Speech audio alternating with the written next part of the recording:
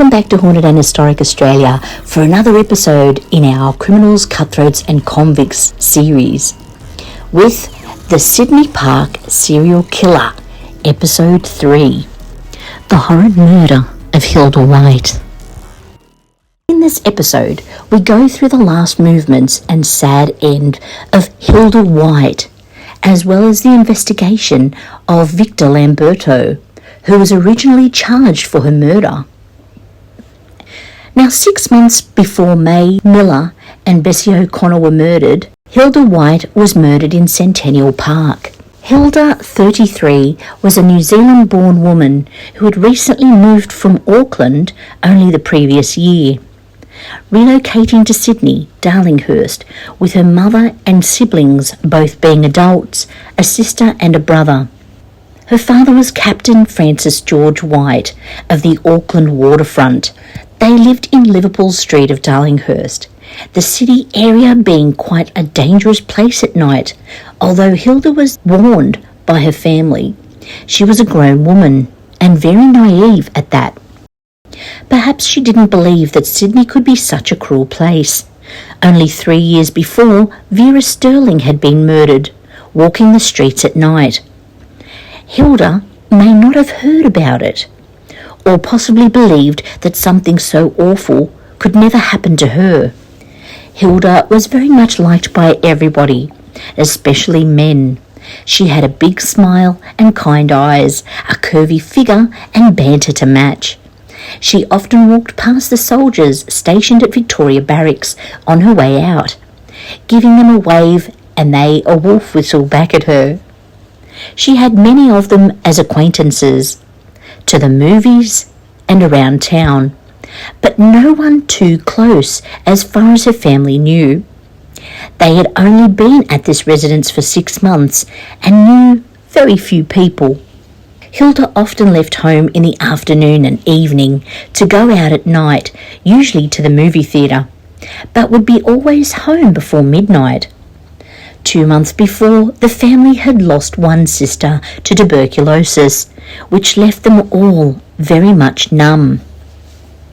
On the fateful evening of Tuesday, July 26th of 1932, she left around 7:30 p.m, as around normal to go out, not stating where she was off to, but saying she wouldn't be too long.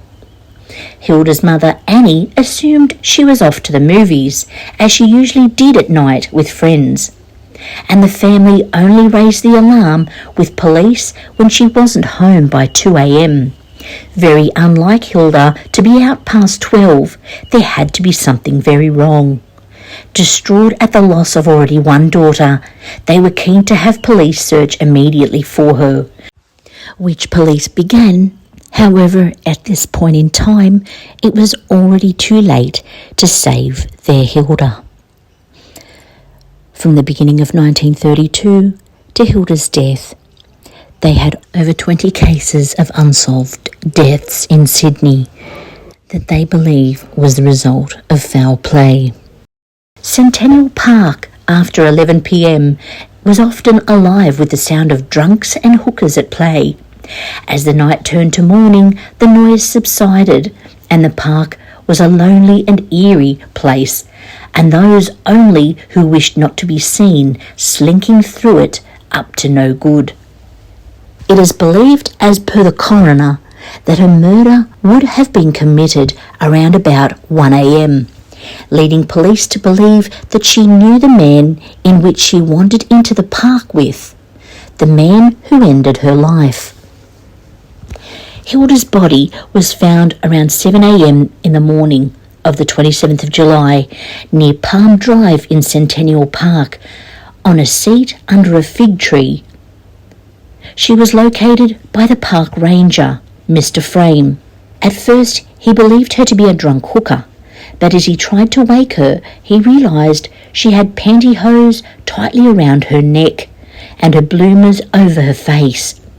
She had dry blood running from the corner of her mouth, and on her mostly naked body there were many bruises. He raised police immediately. Upon arrival of the homicide squad, they searched the area, finding blood on grass a few metres away under a palm tree and many of the woman's clothing there. They pieced together that she was sexually assaulted under the palm as her clothing lay there with the blood and signs of a struggle on the grass. They believe possibly the attacker may have gotten up and walked away. And in that time, Miss White appears to have staggered to the seat under the fig tree, where the attacker, it is assumed, fearing she would survive, took her undergarments, wrapping them around her throat and over her face, strangled her using his large hands, also crushing her neck, before running off, leaving a heel print very worn and deep set into the ground below. It would be the only clue they had as to who the man was. With only the energy to wipe her mouth on her sleeve, she lapsed into unconsciousness. Police and coroner believe had she had the energy to remove the stocking around her neck, she may have survived. Police interviewed everyone Hilda knew, from those who came forward and those named by others. 30 men had been questioned and all had an alibi. The theatre ticket collector, Matthew Kennedy, said he saw Hilda with a man on the night of the 26th around 11 p.m, which would have been when the movies ended, had she gone in. Children playing in the park later, after the body was removed, found Hilda's handbag about 200 metres from where her body had been recovered.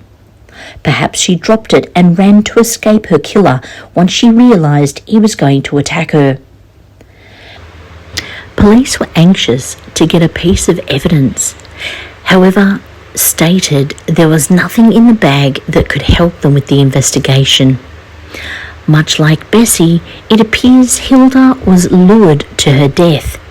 There is no mention in the papers that she was a working girl either, or a lady of the night. Could she have just met a male friend and gone for a walk after the movie, the friend having other ideas and panicking when she denied his advances? Or in her naivety, could she have met a complete stranger who possibly charismatically talked her into a lovely walk into the park?